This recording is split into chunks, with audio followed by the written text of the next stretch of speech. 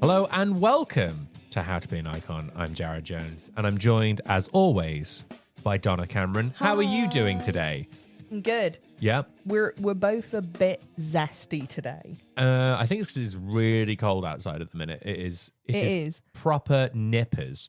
If this was the Nando's chart, we're on hot. We are on hot. We're not on extra hot yet, but we are like moving up the spice scale. We sure are. If you haven't already, please give us a follow on your podcast platform of choice, whether you're on Spotify, Apple Podcasts, we're on YouTube, and give us a follow on Instagram, How to Be an Icon Podcast. Today, we're going to take it back to the past and play some shitty games that suck ass. Because we're talking about James Rolfe, also known as the Angry Video Game Nerd. Now, I know that this is a bit of an interesting one to go for, of like, there's so many other people that people go like, why haven't you done Marilyn Monroe? Why or haven't James you- Dean? And it's like, no. You've never done Gene Hackman. Yeah. It's like, no. We want to do ones that I think are, I would argue, and maybe this is controversial, in our modern day audience, very influential, No, I can't argue with you about this. There is one of two reasons that we don't do what other podcasts would call heavy hitters. Yes. A, we would like this show to run for quite a while. Yes. So we are aware that if you front load them, you may A, not do them justice, and B, run out of people really, really quickly. So you go, wow, the first year's pretty good.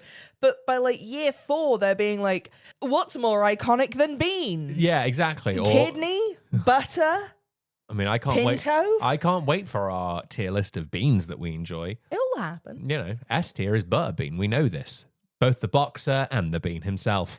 The other thing is we also want to look at the micro and the macro. Yeah, I think so too. And I think that's a very good way to look at it, because I would argue that James Rolfe is absolutely an icon for what he did for online entertainment and how that is just completely changed. I am incredibly interested because you've been drip feeding this to me like one of those little hamster drinks. Yes, I sure have. The one that all women want. Yeah, absolutely. We all want one by the bed. Speaking of drinks, Donna, what is James Rolfe, a.k.a. the Angry Video Game Nerd's favorite beverage? Now, people who know the Angry Video Game Nerd are screaming it at you.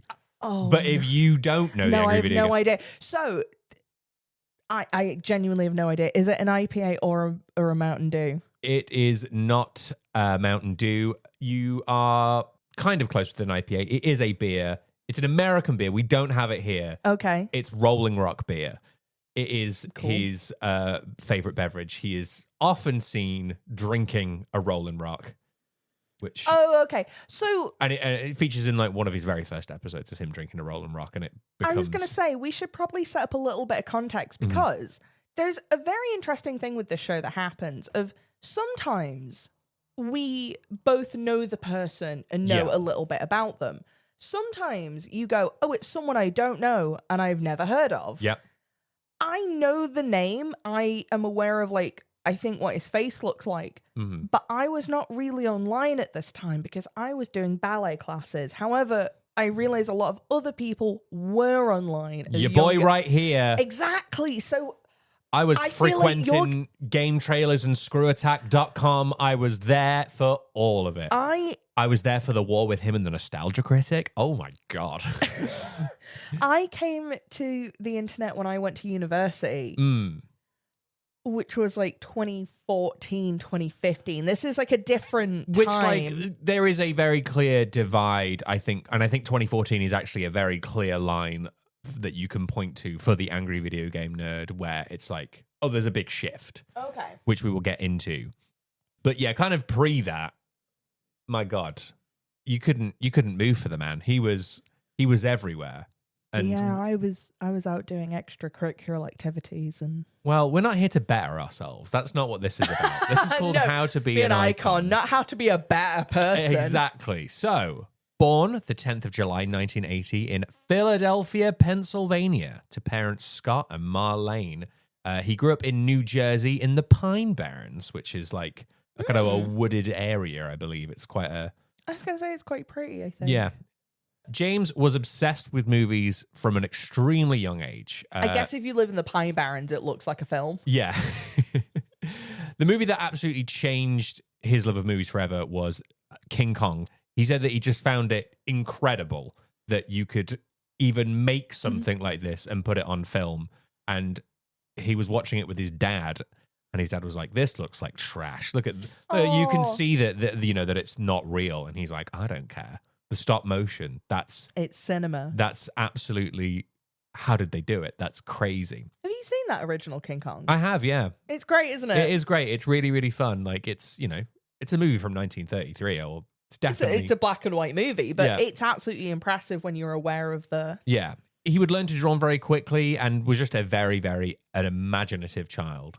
He would receive an audio recorder as a kid and would start making his own audio recordings and stories, playing all the characters. Oh.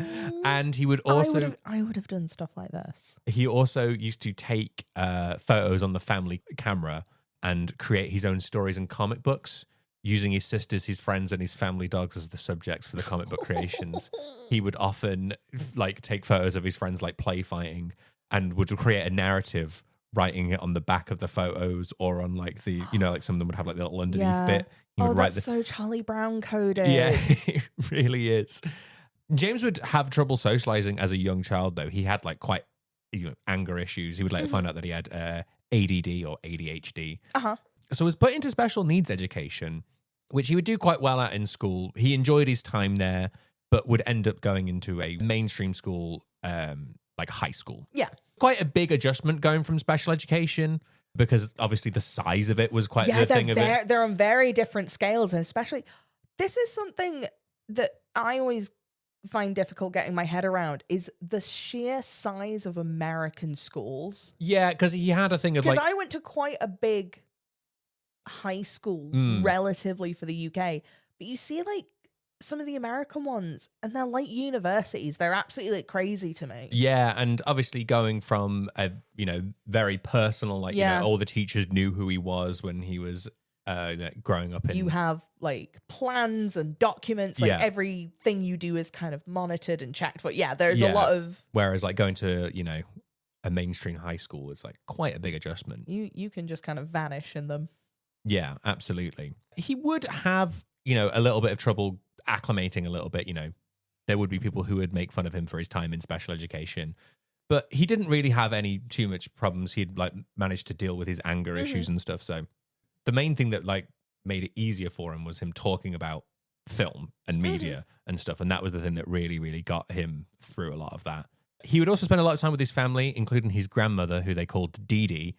She was quite the character and would actually introduce him to swear words. They went to I love eccentric old people. But yeah, they went to a petting zoo and she saw an animal shitting as opposed to pooping. And he thought that was the funniest thing because he's like, well, it's just a funnier word to say. Whole books have been written about how much funnier the word is. Yeah. The other story that's not particularly relevant to the episode, but it is just too funny to not bring up. Go on. I did read his autobiography, A Movie Making Nerd, and he says about Dee Dee that she once farted so loud that the lights turned out. Is that because it's on a clapper? It was because it was on a clapper, so...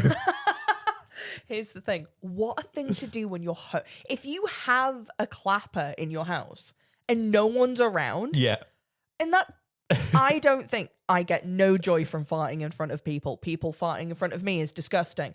But, like, home alone... The thought of being able to turn your lights on and off by farting... That would get a real cackle out of me. Do you know what? I would call you to tell you that I'd done that. It would also scare me senseless. Yeah, well, that was the thing of, like, they didn't realize how it happened. Like, they had to really figure it out of being like, why is this? Would it be really stupid to be like, did I die? Did I just fart so hard I died? Because everything goes black. Yeah. For James's 8th birthday, his parents would rent a video camera to film his birthday party. But James was just like playing up to the camera so much. He was like, oh my God, you can get a camera in your house? That's oh my God. Like you can get movement, sound, all of it on tape. That is crazy, I guess, at this point in time, because they weren't, you could buy them, but they were expensive. They're expensive and they were very big because the one that he had was recording directly onto a VHS. Onto a VHS tape. So it was like a big, proper thing that you were having to. I would love one of those. So he was just like way more interested in wanting to like make movies with a camera. The other thing that he got for his 8th birthday was a Nintendo Entertainment System, or an NES. A NES? A NES. He would play The Legend of Zelda and Teenage Mutant Ninja Turtles. That first Legend of Zelda is deplorable. He would use them as inspirations for his comic books that he was doing. He also had his own comic book that he would draw for his friends at school. So he would do it every month, do a monthly comic book. Oh, so this is the thing of like having taught children this age. This is either the cutest thing in the world, or you go, please, I am really busy. I do not have time for your monthly comic book. He would make copies of it as well. He would draw the same thing over and over again. So that is adorable. But yeah, the things that he got for his 8th birthday would completely change his life, and he didn't even know it yet. That was the thing of it. His family would end up buying a camera when he was 11 years old with the intent of filming events, filming you open your Christmas presents, filming your birthday parties and stuff. All of that weird shaky camera of like your dad zooming in and out because it's on a little toggle. But he ended up just using it exclusively for himself. It became his camera. At first, he would do the same thing that he would do with the photographs that he'd take. It would mostly just be him and his sister play fighting and then trying to like come up with a narrative after the fact. But he started to like come up with more interesting ideas for films. He created a movie based on King Kong called Escape from Monster Island in 1991. I don't know how much higher pitch the R's can get, but it just keeps getting cuter. Like, this is delightful. It was basically the same plot as King Kong, except he would use his action figures on fishing wire to be able to move them about. He'd also start learning how to do basic editing effects. So this is like, now kids, you're gonna have to really think about this. Back in the day of editing. So you didn't have a computer to do it on. But what he did have was 2 VCR players. So what he would do for something like, he was like having a fight scene and wanted to do a bit of slow motion for it, he would slow down the footage on the one VCR and then record it onto the next VCR. So that's crazy. So it would be there. And the other thing you'd have to get into that is that each tape player would have a delay. So you would hit play on one, and because it's analog, you're not actually able to sync it up. Yeah, to sync it up. So there would be a delay on that, and then there would also be a delay on the record on the other. So you now have to learn what the delay on both of them is. And the only way you do that is by doing it several times. Oh, yeah. Where you go 1, 2, 3, go. Yeah. And again, this is, it's VHS. You're having to do this linearly. Yep. You're not getting to like, at that point in time, you're not editing out of sequence. You are filming everything in sequence and you are editing everything in sequence. Yep. Many of James's early films would star his friends from the neighborhood. However, many of them, there were no scripts. They didn't want to learn lines. There were kids playing around. There was no second takes. There was none of that. Yeah. If your mom called you to go home, then filming had to stop for the day. Like, that's how that would go. For credit sequences, this I think is like one of the best things, because obviously, in like movies, especially in like the early 90s and stuff, big 3D text that's like flying through the screen. We love her. Yeah. How do you do that if you've not? We were all very influenced by the Star Wars credits. They were very all that sort of stuff. But like, how would you do that if you didn't have any actual like special effects? You've only got what you've got in your house right now. So I have one of 2 ideas. Okay. I make the names on cardboard and I have we just choreograph it that you run towards the camera in time and like, boom, there's the name of it. So that if I wanted the scrolling one, Mm. it would be on someone's like bed sheet. Put Oh, over that's a and you just kind of pull it down so you get like the rolling. That's pretty good. I won't lie, that's pretty good. One of the things he did was he would put them around on pieces of paper and film them in sequence, like going down the stairs. But the other one, that's very smart. the other one that I was like, well, that is smart. He would put cling film over the television, write the name on the cling film, and then would like get it in a way so that you could film it, that you could take it off the thing and let it fly by the camera. So it looked like they were like floating credit sequences, which I think is like, that's so ingenious. I would never think to do that. There is something delightful about just like children and young people just wanting to make things like this. Yeah. It's reminding me, and it is a little bit different, but Bruce Campbell's book talks about like making Evil Dead and stuff like that. Yeah. And it's so similar in that they are just like, it's a bed sheet, Yeah. and it's got a face on it, and we figured it out from there. It's just that like really pure. Look, necessity is the mother of invention. Is the thing. Yeah. Like, it's like, you find a way to make these things happen. But yeah, like I say, if his friends had to go home, then filming would stop. And oftentimes they'd come back like a couple days later and he'd be like, you're in different clothes. Where's the continuity? And it's like, oh, we're still doing that? I don't want to do that. Like, I'm not. No, we were going to do something else. Yeah. So oftentimes he'd end up like having to rewrite the script at the last minute to like make it seem like, where did the other characters go or whatever? Like, so, it's a very professional child around children who are typically not very professional to be like, come on, continuity. And it's like, I thought we were here to play with beans. Yeah, it's the thing of like, I guess if you have never, you don't understand the professionalism angle, but you're like, well, I've seen films where things aren't the same in one shot as they are in the next shot. So I know I can't do that. So I know I can't do, I can't, like, if you're like changing clothes, I have to come up with a reason why you've changed your clothes. Yeah. Which I guess is the thing of it. Because again, he has at this point, he's like, I didn't know that you didn't shoot a movie in order. Because why wouldn't you shoot it in order? Because like, that's how the story... That's how it goes. Like, and again, the only thing that he's filming on is, home video camera and 2 VHS machines, stopping and starting both of them. And if he wanted to have a soundtrack, he'd have his sound recorder right by the camera to pick up the audio. But yeah, James fell in love with horror movies and particularly monster movies. Mm-hmm. He loved Godzilla from a very young age after renting Godzilla vs. Monster Zero from 1965. Which is a one of the... I'm not going to say worse ones. This is a period of time when Godzilla movies got a bit wacky and didn't really have a lot going on. But we had all the good Tokusatsu suits. Yeah. And a lot of people... It's a lot of good perspective stuff. Yeah. It's like, again, it's very like cheap filmmaking that looks very effective. Yeah, those big like rubber suits, they are extremely impressive. And they're so fun because you can see which ones have been turned into other suits. Yeah. But yeah, he rented it from the video store and he would end up calling the video store every week, asking them if they had more monster movies. No. And would stay up to late night television just watching, hoping that there would be, scanning the TV guide, hoping that there would be monster movies on there.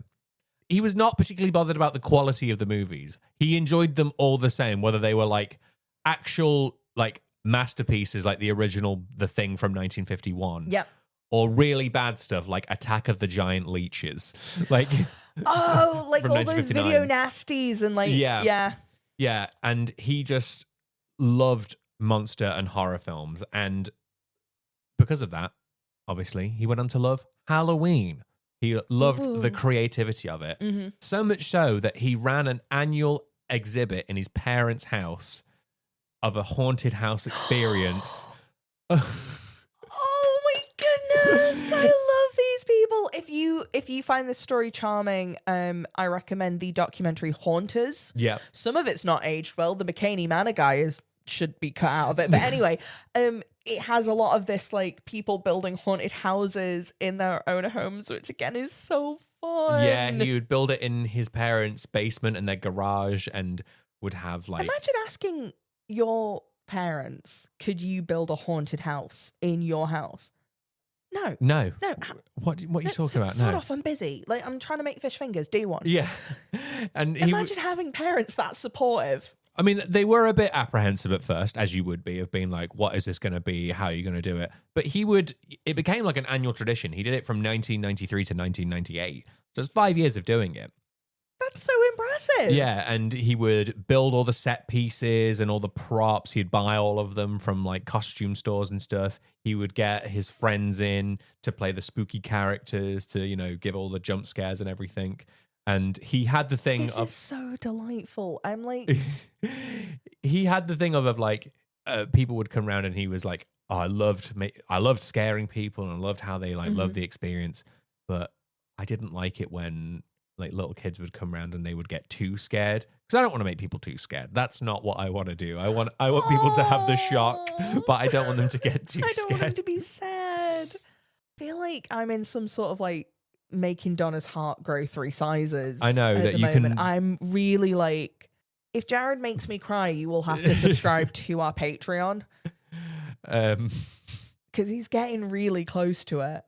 It's a very charming story. This is absolutely heartwarming. While in school, this is one of my.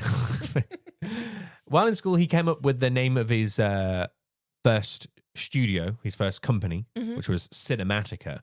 He came up with he came up with the name when someone asked him, "What's your studio called?" And that was the first thing he said.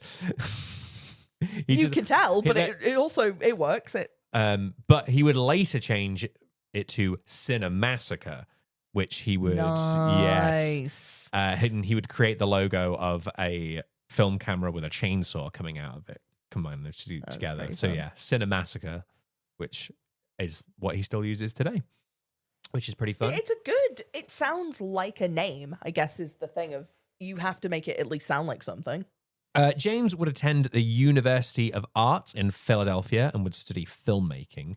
He did really enjoy university, but he did get in quite a bit of trouble in his first year, in what can only be described as like what a bunch of 18-year-old boys living together is just kind of like. Yeah, okay, go on. So yeah, he lived in a house with several other guys, and it became a complete mess, just like an absolute total. I don't think 18-year-olds should be allowed to live with each other. No, I don't think they should. Because I think about things I did in university in my first year. Yeah, it's not great. No, it's all bad. Yeah, it's all very bad and very dumb. Yeah, no, it really, really is. The University of Philadelphia, or the University of Arts in Philadelphia, I should say, it doesn't have like a traditional campus. It's set across the city, so it's like there's all like kind of. Got you. Yeah, it's just like all different like It can be within like certain buildings, and they're basically living in like what is essentially just a block of flats, but you know it's designed for students kind of thing.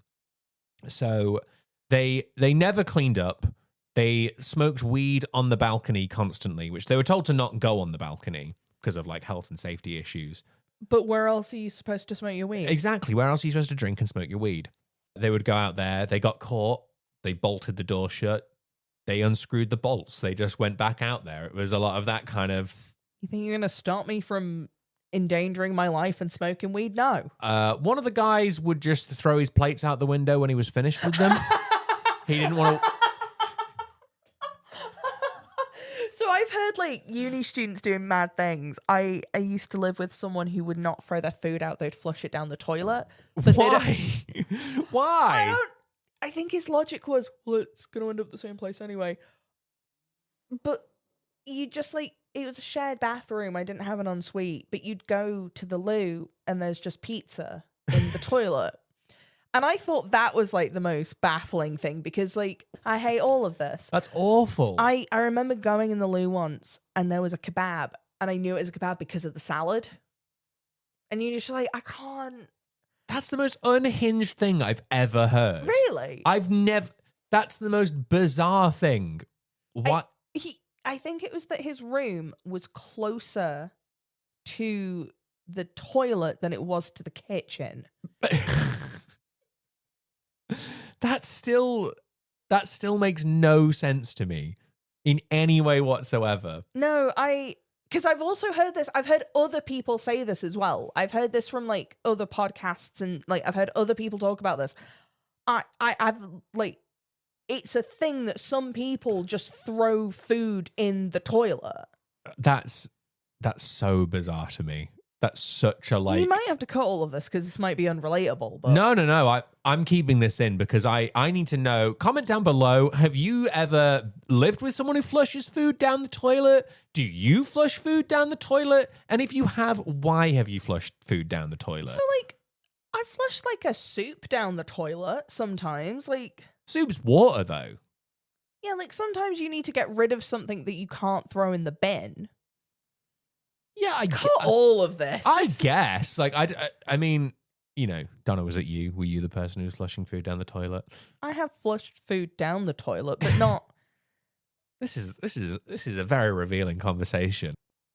But yeah, one of the guys would just throw plates out the window. I was gonna say, because my point was that's even madder. I mean, it is like that. Just yeet a plate out of the window. Yeah, he tells a story of being like the guy was eating his porridge. It was like he's like, I don't like this, and then just threw it out the window. And like, luckily, even though it was like an apartment building and they're like quite a few stories up, nobody got hurt by it. But yeah, just every time, and he would just throw plates on the floor. He's like, yeah, you had to wear shoes in the house because otherwise you might just get a piece of plate just stuck in your foot. No, I'm moving out. Yeah, they would punch holes in the wall. The same person at uni also put a magazine down the toilet. I'm starting to think that this person is just like has an affinity for flushing things.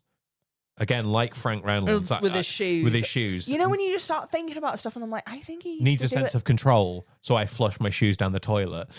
But yeah, they would punch holes in the walls. They destroyed a fan. You know, just kind of lad stuff, like just kind of stuff that like, and like I think that in university I did a bit of this, but like in a non-destructive way. Could you tell? I was going to say, do you want to tell one of these stories? Because I enjoy these. Yeah, because like one of my friends, I won't name him, but he knows who he is, decided one day to buy a pool, like an inflatable pool, and try and fill it up, which is a great idea. We'll have a pool party in the hallway. What a great idea. Amazing. Except from the fact that it is a, you know, massive pool that we've bought and we don't know how to fill it up. So we are having to get tubs of water, tipping it in this pool. The water, we're filling it up from the shower. The water is warm when we put it in. It's cold by the time it gets there. Yep. Because, you know, we don't have a hose pipe or anything like that. So, you know, that's kind of like one of the many things that we would do. Another one was we had an inflatable bed and he decided to fill it with water because he wanted to have a water bed because he thought that would be a really good idea. Mm-hmm. Didn't realize that the water would get cold and it would be freezing to sleep on. Like a really bad idea. How are you going to get rid of it? And how are you going to get rid of it? Again, another question unanswered. I remember trying to play baseball in university in someone's garden with a shovel and a mug. Yeah. They were just throwing mugs and we were hitting them with a shovel. You know, it's real. It's just stuff that you do, I guess, is the thing. Now, obviously, back then you didn't have your phone to be like taking photos and record. Thank God. But James was like, I want to be a filmmaker, so I'm going to document the things going on. And ended up making a documentary with talking heads, including the guys that were like in there who were like doing the stuff. Which is like, I can see why you'd think that'd be a really funny idea. And James ended up doing one of the talking heads, kind of in like a bit of a character thing, because he wasn't like, he's like not really involved in the destruction, but he is filming it. Yeah. And you can absolutely make the argument of like, well, if you're putting a camera in someone's face, you might be encouraging them to do these bad things. Maybe. Like, you know, like that I think is a fair point to make. But are we going to get into the ethics of documentarians on this show? Not today. Not on this episode. Not for the Angry Video Game Nerd, no. But he did say in the watch out, Ambra. He did say in the documentary that this documentary was a ticket to get him kicked out of college, and he didn't give a damn about the school. Oh, No. He edited the footage together at home during the summer break and sent off a couple of VHS copies to the people involved. This was a terrible idea, as it did end up making its way to the dean of the university, and James was suspended for a year from college. And to be fair, though, he got off lightly because other people who were featured in it a bit more heavily doing the destruction ended up getting expelled. So, do you know what? Getting suspended for a year, you go, do you know what? Thank you very much. Yeah. You've at least acknowledged that I yeah, had artistic merit. yeah, I guess. So during his year away from university, he ended up enrolling in community college and took classes like film and photography. Mm-hmm. So he did, got a bit more experience and worked a regular part-time job. But James would return to university and completed his degree. Ended up becoming really good friends with the dean that ended up suspending him. Always happens. Because they're always like, you're funny. Yeah. I'm glad you're leaving. Yeah. I have a lot that with a lot of my university professors. Yeah. Of being like, I really like you now. You don't have to attend my class every day. And I go, same. While at university, he moved in with a man called Kyle Justin, who ended up writing and performing the theme song for the Angry Video Game Nerd. I thought you were about to say Kyle Justice. No, that's a great name, but but no, yeah, he is the man who came up with "We're going to take you back to the past to play some shitty games that suck ass." So, icon in and of himself, Kyle Justin. He also made other friends, Mike Matei, who ended up helping out with a lot of James's productions, and would feature in some of the videos. After college, James ended up working for a company that produced safety videos. He had a boss that was quite an interesting character. He didn't understand that you needed a script before you started filming. Why? Just say words. We all say words all the time. Listen to the show. Yeah, he was like, well, how are we going to know what to film if you've not written the script? He's like, well, I know how to edit, so you can write a script. He's like, I don't know about heavy machinery. I don't know how to operate this stuff. Yeah, what am I going to do? You need to write things down for me to say. And things for me to film. Like, figure it out, please. But the job paid very well because as part of the deal of this job, which I guess is just one of these things that just used to happen, is that he got health insurance, but also the boss paid his rent on his apartment. What? Yeah, right? Isn't that just like absolutely wild? I can make safety videos in exchange for my rent. Don't put your hand in the shredder. Yeah, it's good stuff. Don't do it. Don't do it. I can make little songs. The other part of it as well was that the boss was like, I want to get like full coverage of everything. I don't want to be like wasting time. Well, like James Cameron. Basically, yeah. Sort of like the Ridley Scott thing of like, we'll edit that out in post. So, which again is part of the reason why like this is not how films were made before like all of this, because he was like, so you'd end up having 5 cameras set up to capture what you needed to, but they'd have to be so far apart from one another that you couldn't see the other cameras. Which led to the problem of it looked like I was filming in sniper vision. Like it was like I was doing like some kind of like undercover work. Yeah, you look like you're actually spying on people. Yeah, he said about it was like one of the things that the boss added in after that was like, well, we need to talk about the fact that you need steel cap boots. And they went through all the footage being like, there's no footage of anything of like steel cap boots except for this one shot. I'm on top of a building and I'm filming down on a man's feet because it's the only example of steel cap boots that we have to film. So it ends up looking like a bloody Garth Marenghi episode. Yeah, it does. So absolutely gorgeous stuff. I would love to watch those because things like that kill me. Yeah. But while filming, doing all these safety videos and stuff, he was still making like actual films that he wanted to kind of like show off to film festivals and things like that. Because he said about like the most annoying thing in the world is trying to get your films out in front of people, because you would get yourself make your film, send it off in the post to a award show and pay a non-refundable amount of money, and then you'd never hear anything back. And they take your money and go, thank you for your $50 and... So he's doing a lot of like stressful stuff, and he just decides like, I want to make something quick and easy.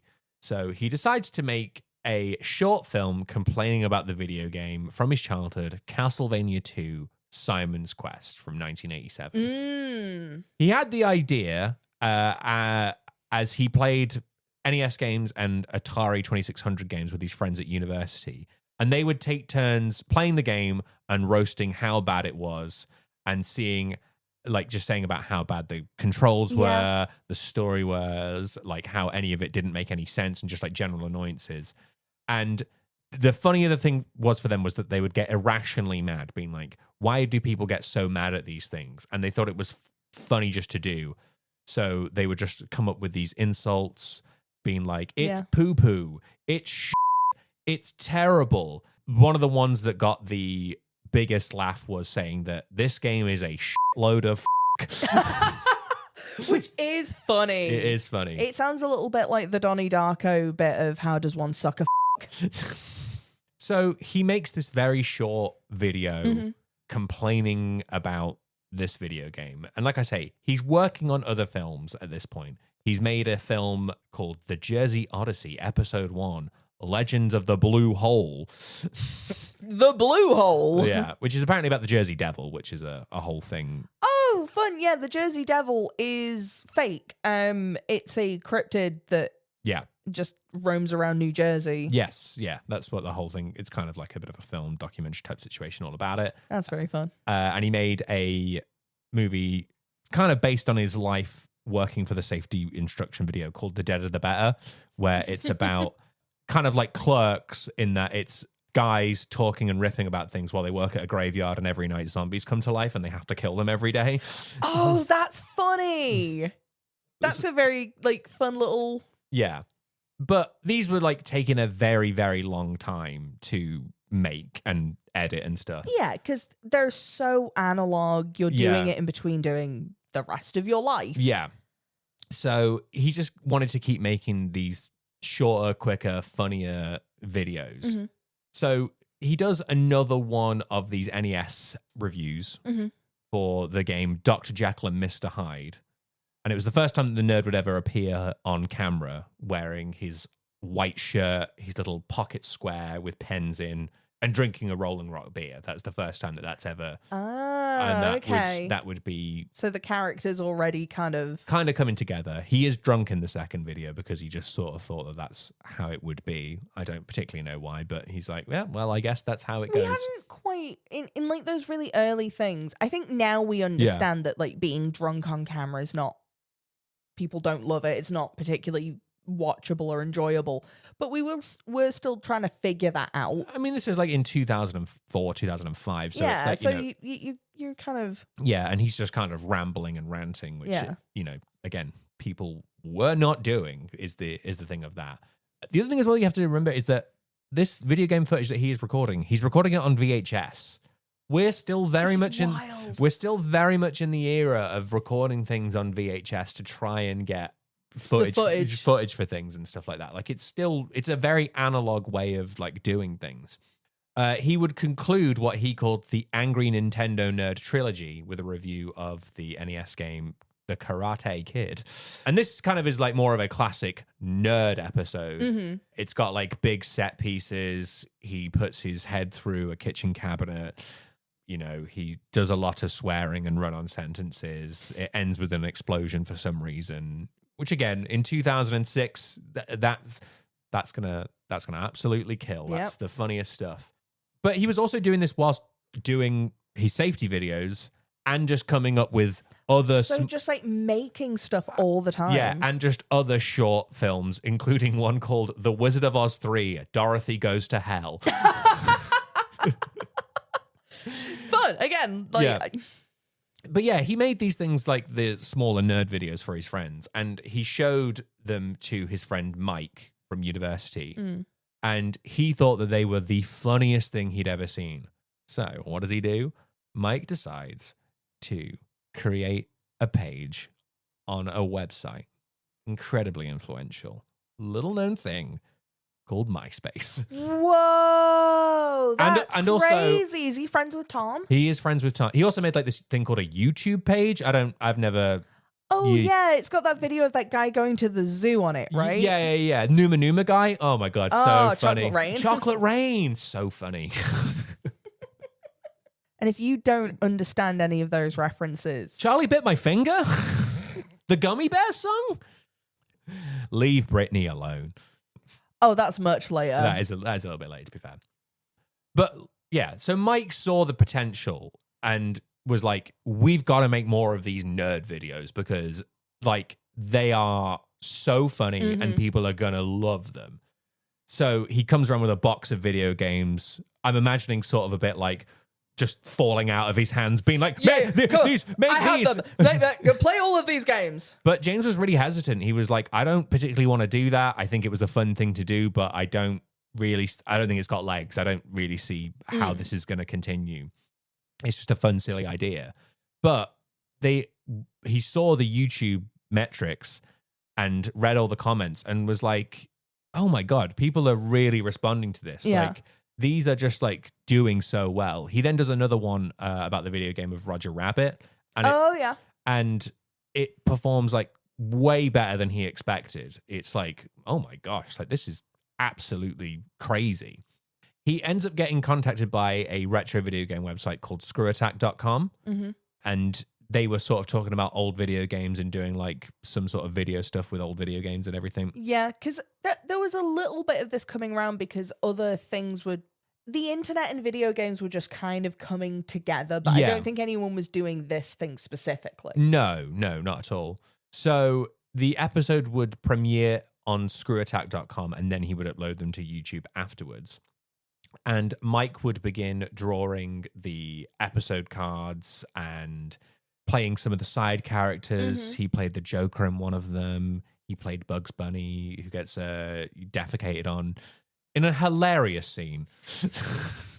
You're not allowed to do that on YouTube anymore. No. Oh, God, no, you're not. No, it's... goodness, no. Very different. Screw Attack would become part of GameTrailers.com, which was owned by MTV at the time. And the nerd would be featured on MTV News on a section about viral videos from the week. What? Back when you could just get on MTV. Yeah. I mean, you can't do it anymore because it doesn't exist, which is a damn shame. Oh, we'll do an episode about MTV one day. Oh, 100%. So there were like also just like several articles written about him. All this while he's still editing safety videos. Like he's still doing just zooming in on feet and being like, steel toe shoes. Yeah, his boss being like, why haven't you filmed a picture of the dump truck? It's like, I didn't even know we were filming a dump truck. He's like, go back cover everything. Yeah. They've got like 9 cameras further and further away. Only you can prevent accidents. Be aware, be prepared. So yeah, he would still be doing his full-time job, coming home, working on the nerd videos until he passed out, and then wake up, go to work, and do it all again the next day. And then all of his spare time at the weekend was spent with his then girlfriend and now wife, April. Aw. Yeah. So, it's always nice to hear then girlfriend, now wife. Yeah. No, they're still together. They've got kids together. You know, she's very, very much encourages him. And I think that's lovely, lovely. They met on Match.com, I believe it was. Oh, because it used to be free. Yeah, through the internet that they met, which is... Wouldn't know anything about that. No, wouldn't know anything about that. So it was quite a full-on schedule, and he just wanted to quit his job because, you know, it was becoming more and more difficult to be able to have the work-life balance. His boss was still nutty as anything. So it's like having to do that. And he said the turning point for him was that he took a day off work to work on the nerd videos, and he's like, I'm actually putting my passion over my actual job. Yeah. So he ended up quitting, which was quite a big deal for him because he was like, again, his boss was paying his rent and he had like full health coverage and stuff like that. Which, like you know, that's a lot to give up. But he ended up becoming an editor for wedding videos, which was freelance. So he could set his own hours so he could edit on the side for these wedding videos, but still do what he wanted to do with the nerd. It's also not stupid to do because I imagine that's a very good way to just kind of cut your teeth editing. Yeah. If you have to learn how to edit for a thing that you don't care about, or not care about, but like is not the thing you actively want to work on. Yeah. You start to really learn how to do that efficiently. Yeah, no, absolutely. So the Angry Nintendo Nerd, who had changed his name to the Angry Video Game Nerd, was now taking off. The nerd was able to monetize his videos through game trailers, the first of which was his video on the Atari 5200, which was uploaded on February 13th, 2007. Wow. So this was the first time he'd ever been paid directly for his art, which was like kind of wild at that point of being able to... Especially in 2007 Yeah. for something like that. Yeah, wow. Yeah, and his episodes, the nerd would continue just to grow in popularity and become just like such a big part of video game pop culture. He would end up creating other series as well. He had a series reviewing board games called Board James, which was a lot of fun. He also did every Halloween, he would review a different Halloween movie called Monster Madness. Oh, fun. He did one year that was all of the Godzilla movies up until that point, which was a lot of fun. Because I didn't know that much about Godzilla, but I watched all of them. And oh, they're so fun because they're all so different. yeah. So he is one of the most popular video game YouTubers in the late 2000s, early 2010s. And he was so popular that he was able to self-fund his own movie, the Angry Video Game Nerd movie. He did it through Indiegogo, and the goal was to raise $75,000, but ended up raising $325,000. Which is amazing, especially in those early years of Indiegogo. You used to be able to really sometimes do something very, very impressive. The movie started production in 2012 and would release in 2014. The Angry Video Game Nerd, the movie, is about the Angry Video Game Nerd overcoming his phobia to play the worst game of all time, E.T. on the Atari 2600, the most requested game for him to play at the time. The game famously so bad that Atari ended up burying several 100,000 copies of the game in a hole in New Mexico, which is true. This is true. That is a thing that did happen. I do not know where it is, but you can find there is an episode of Game Grumps where Aaron is in the middle of bidding on one of them and wins it. Yeah. And he will not admit on the episode how much he paid for it, apart from the fact that it is a 5-figure sum. And the show kind of falls apart. It's like, no, what do you mean that you've like bought this? Yeah. So straight from the hole. Yep, straight from the hole. The nerd has to overcome his phobia of the game whilst also being involved in a government conspiracy theory involving Area 51 and aliens and fighting a giant monster. I watched it back when I was in university, and I will say it's quite something, Yeah. Yeah. You know what? It's ambitious for a movie that costs $325,000. Like, it's a... I was going to say, you've got quite a lot going on. And he really took it seriously. He moved to LA for the time. Him, his wife, and his 2 cats drove across the country. Damn. To rent a place in LA to be able to like film and do all of it. It had like a full proper movie premiere. It was like he took it very, very seriously. Which, like, good, you should. Yeah. But the movie has 2.5 stars on Letterboxd and a 4.7 out of 10 on IMDb. He is yet to return to feature-length films. So even though the movie was not a massive success, James is still making Angry Video Game Nerd videos to this day. It is his income. It is his life. He gets to make movies for a living, which is kind of what he always wanted to do.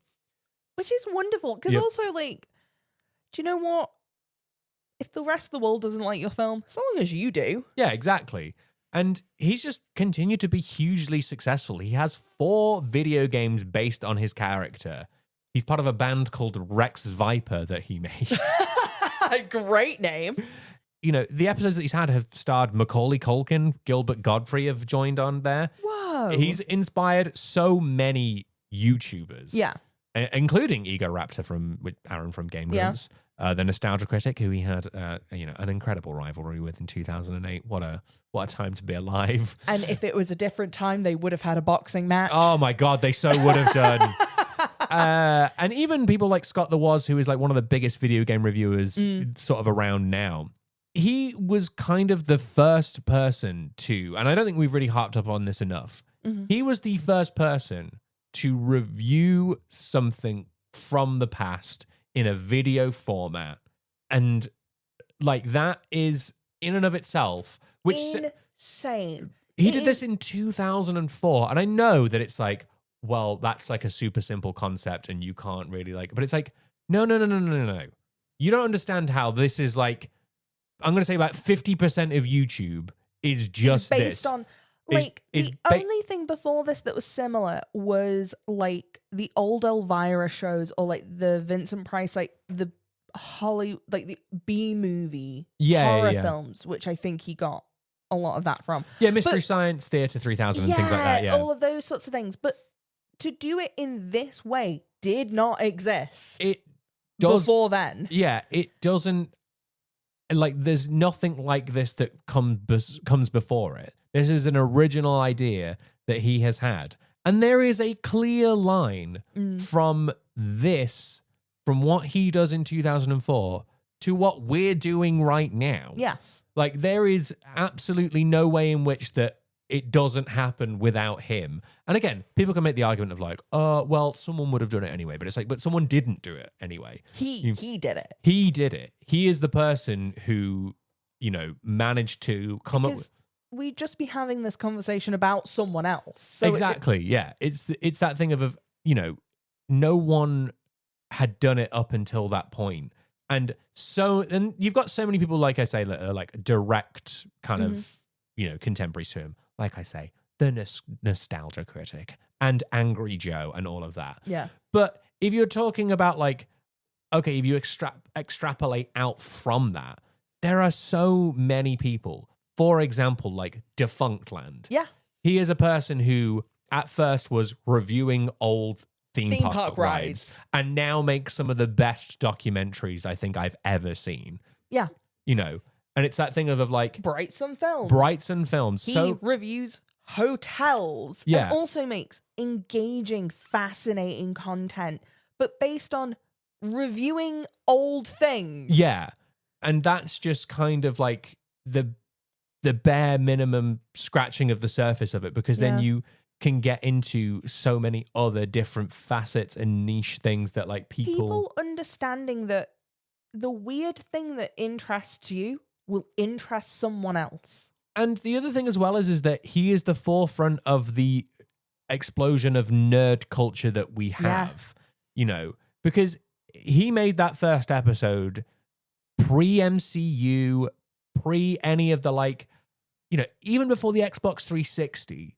Yeah. Before mainstream acceptance of video games, he was the very first person to be making this stuff. This is before we all cared about what happened at E3. This is before we like followed all of these things. Yeah, and again, I'm not saying that the MCU happened because of the Angry Video Game Nerd. That is not what I'm saying at all. But what I am saying is that nerd culture, he's such a big part of it at that period of time that companies look to it and go, well, there is something in this kind of nerd.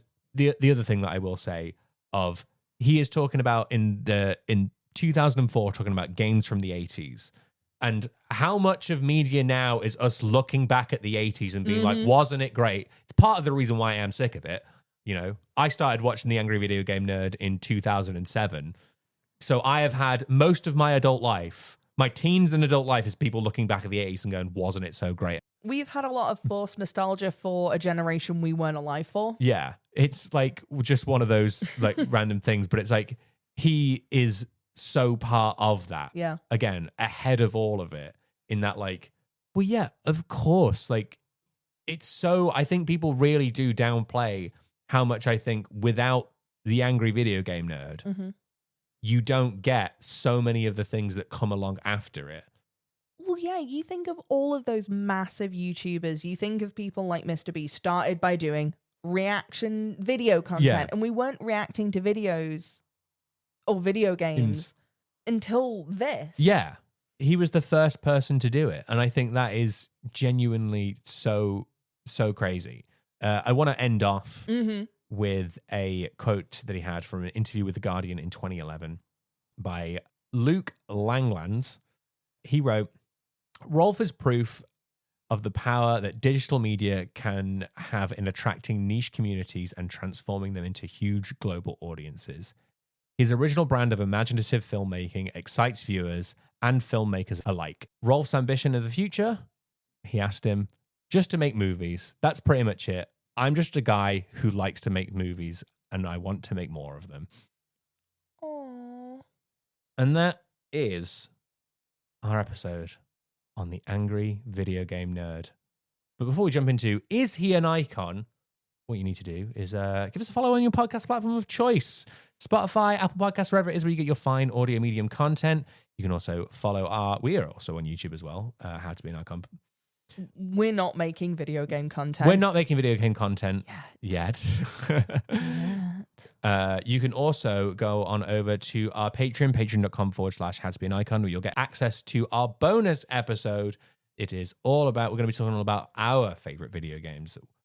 We play games. And the video games that we think are a load of as well. That's the other one that we're going to have on there. It is free, our Patreon as well. So go over there, subscribe, and have a listen. But Donna, do you think that James Rolfe, aka the angry video game nerd, is an icon? Yes, absolutely. Because before this, I actually didn't really know anything about him. I've never seen a single minute of his content. I only know what he looks like and the kind of setup of it. But to see it kind of laid out like that is, you can see the direct lineage of content we have now to this.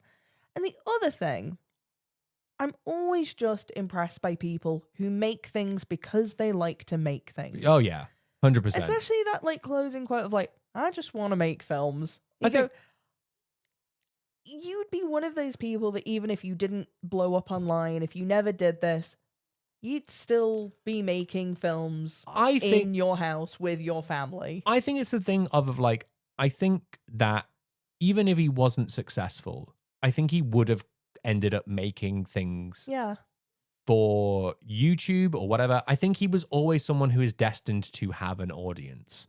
You know, I think... Yeah, it's like you would make things for the community, or you'd make things like closer to home. Like you would still do it. Yeah, I think that's it, of like you would just keep making stuff. And I think that is so admirable in that, like, oh, you kind of have the thing of like, you just want to do what you want to do. You love it. And you absolutely love it. And it's like the thing of like, he went to university and he'd already made 90 films before he'd even like started at university. Which is crazy. And That's so impressive. And even if it is just the thing of like, yeah, you're 9 years old and it's your friends playing around and you just have some loose script about something.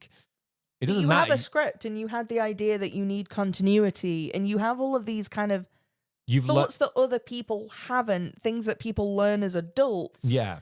You've understood kind of intrinsically as a younger person. Yeah, you've learned how to edit. You've learned how to, you know, do these things with the tools that you have. Because there are a lot of people in the world who go, oh, well, I know about this and I know about that. And you go, okay, but like, what have you done? What have you put to film? And you don't have that. Like, I'm more impressed by 90 crap films than one or none, but an opinion about, you know, everyone else's. And I think that's the, you know, I know we say one of our lessons that is always the thing is like, make stuff. Just be yourself. Just be yourself. Have fun. Be yourself. No. But, you know, just making stuff is like so much of it. And I think more than anyone we've covered, I think like just making stuff as a lesson to become an icon is like, yeah, I think absolutely 100% just making stuff. And, you know, I think the other thing as well that I would say is like, the reason why the Angry Video Game Nerd took off was because he made it for his friends. Yeah. You know, he made it for people that he thought it would be funny for. So it's like, you know, make it for the audience that you think will enjoy it. Like, just kind of do what you want to do. It's going to be my kind of closing point is make stuff because you love it, not because you think you're going to be an artist or you think you're going to win an award or you think you're going to be put on a pedestal. Yeah. Make it because you actually want to make it and you love it. Yeah, I think that's absolutely fair. And if the result is that you get no notoriety for it, you just made it, that should be the thing for it. Yeah. No, I 100% agree. You should be making things because you want to make them. And, you know, hopefully you find an audience along the way. But if not, as long as you had fun doing it, I think that's all that really matters. And we had a lot of fun doing this. Oh, we sure did. Thank you very much for listening. We'll be back next week with an episode that Donna's going to be doing. It's going to be a fun one. I know that much for sure. Mm-hmm. But like I say, if you haven't already, give us a follow on your podcast platform of choice. Leave us a review on your podcast platform of choice or a comment. Let us know what your favorite video game is. We would love... Or your favorite nerd. Or your favorite nerd. Who's your favorite nerd, Donna? You. Thank you. Thank you very much for listening. Like I say, we'll be back next week. But angry video game nerd home safe, everybody. This game sucks, y'all.